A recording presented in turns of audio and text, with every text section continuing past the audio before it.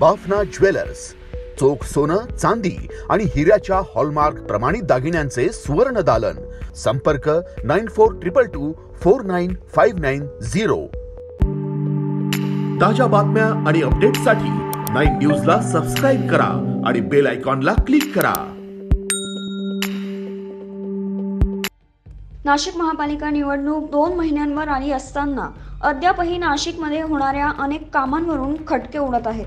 दरम्यान smart city संदर्भात सुरू असलेल्या कामांवर महापौर टीका करत असताना विरोधी पक्ष आक्रमक झाले। यामुळे महासभेत गोंधळ झाला। यावेळी नगरसेवक अजय बोरस्ते यांनी महापौरांना धारेवर धरत त्यांनाच याबाबत विचारणा केल्याने सभेत दोघांमध्ये तू मेमे झाली।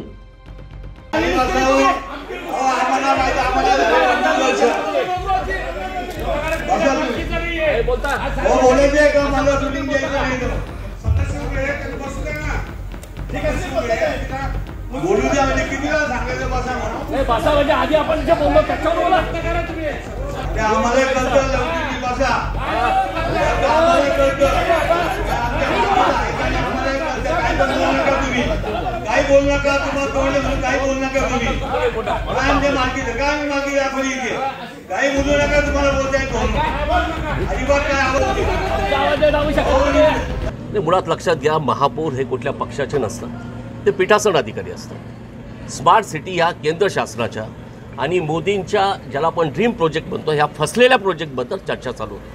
अख्खं शहर खोदून ठेवलं आहे, शहरात कुठेही ट्रायल होत आहेत, कुठलाही लोकप्रतिनिधींना माहीत नाही, महापालिकेच्या अधिकाऱ्यांना माहीत नाही।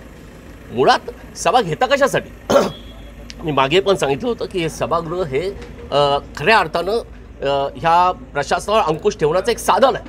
परंतु माननीय महापौर जे आमच्या सगळ्यांचे प्रमुख आहेत यांची हतबलता ते स्वतः प्रदर्शित करताय। हे काय चाललंय? ठीक आहे, भारतीय जनता पार्टीला सत्ता सांभाळता आली नाही, ते फसलेत, हे प्रोजेक्ट फसलंय, परंतु याचा अर्थ असा नाही की सभागृहात कोणी बोलायचं नाही।